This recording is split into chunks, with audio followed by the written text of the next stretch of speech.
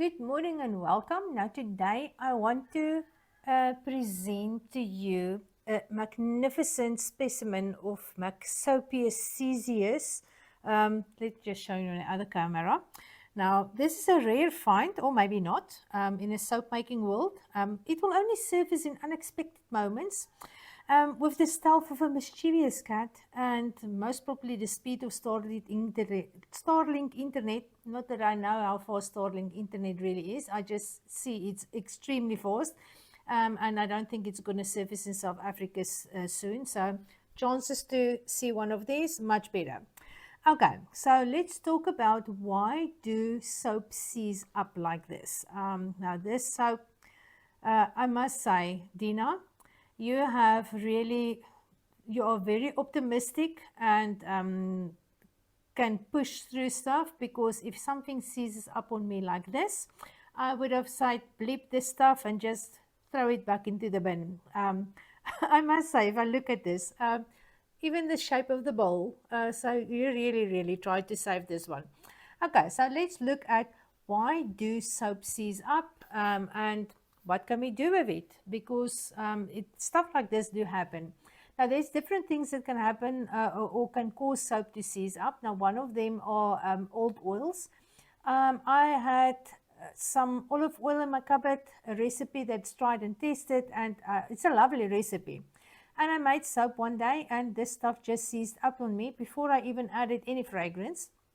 So I knew something was up in my recipe and I couldn't figure it out. And I tried the second batch and the second batch seized up on me as well. Like an instant, it's fine, and then it's just, everything went thick very quickly. And then but the second batch I ran out of the old olive oil and I made a third batch, and I was at the time ready to give up on this stuff. So the third batch, perfect. And when I went and I looked back, is the only thing that changed was the olive oil.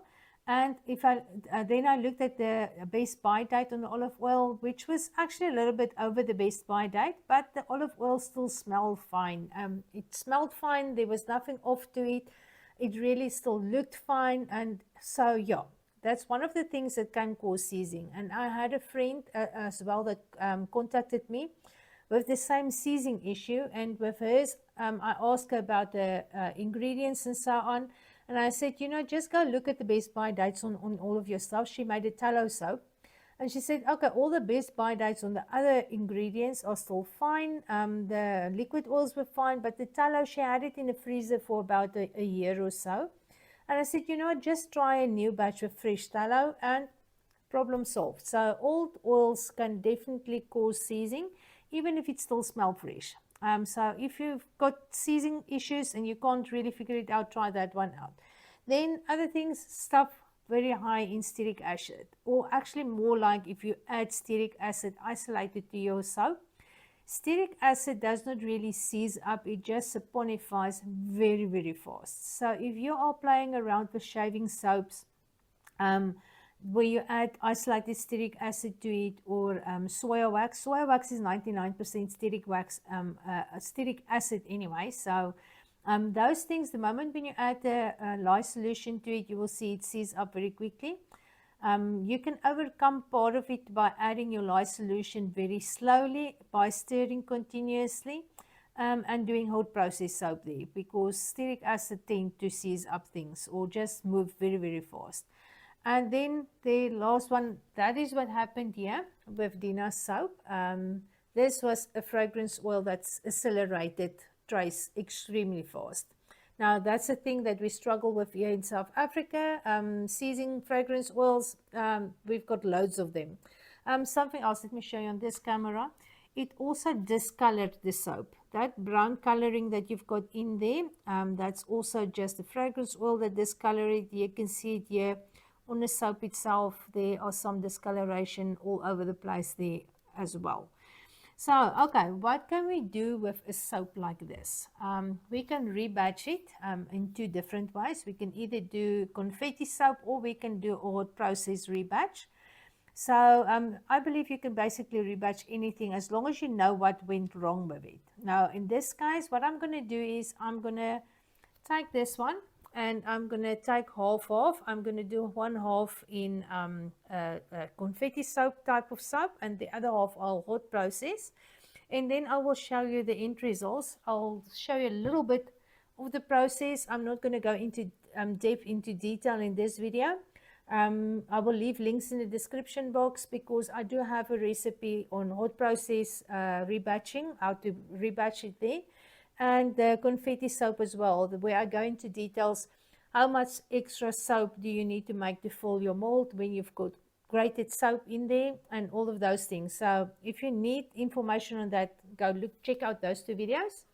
That will help you to get going on that. And yeah, I will be back soon and show you the process and see if I can turn this ugly duckling into a beautiful swan. I'm not sure, but I'm going to give my best here. So let's see where it's going to end up. Okay, this is more my thought process on what I want to do in my end result. Now, Dina obviously tried to make layered soaps here, so I decided I'm going to separate the pink and the white, and I'm going to process them separately. And again, make some layered soaps. This is a surprise for her. She doesn't know that. I just asked her if I can borrow her seized soap, and yeah, I don't think she knows she's going to get them back in a rebatch form. So here I am just grating the different colors on the coarse side of the grater.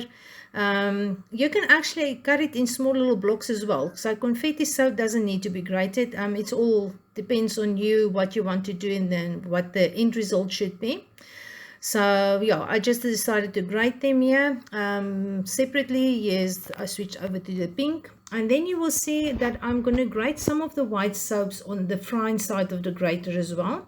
I decided to make some soap clay to make some embellishments on top of the soap, or on top of some of the soaps. So this soap is already 2 weeks or even older. I'm not even sure how long ago she made this. So it already started to cure in the block and started to dry out. So I really had a little bit of a hard time to get it smooth enough to use in the silicone molds, but it eventually worked out. So if you want to make your own soap clay, the best way to do this is to save some of your soap batter after you made a batch. Put it in a little container that is sealed airtight. Here you can see the different sizes.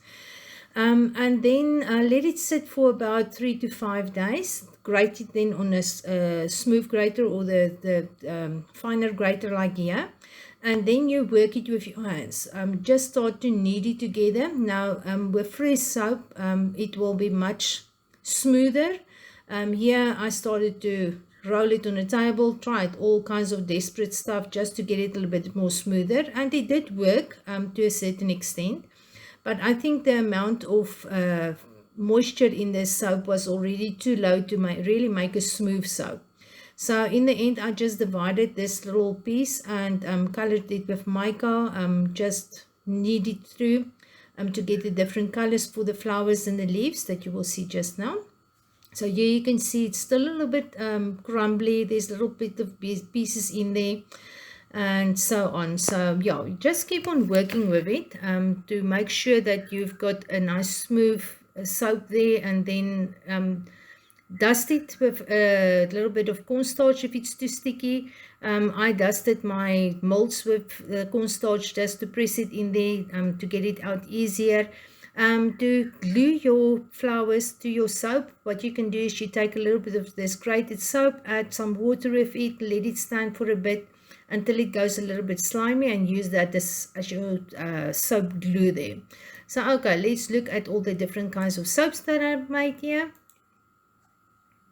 Now this is the first one without any mica stamps or anything on it, just 3 layers that I colored. I took and I colored some of it with a little bit of activated charcoal just to give it a little more of dimension in here. So these are all the mica stamps one, and here are the ones that I made some flowers from the clay that I've made there. So it actually came out quite nicely. So no need to throw away any of your soap. If there's a seized soap there, then just play around with it, and you can still rescue it in different kinds of ways. Just if you use different batches, make sure that the fragrances that you've used will go together quite nicely. This one had a floral fragrance. But yeah, there's a lot of stuff that you can do with your soap and rescue it, and it even might come out nicer than you planned. So yeah, never give up on it. So you must have a lovely evening. Keep well, stay safe, and I will see you guys in the next video again.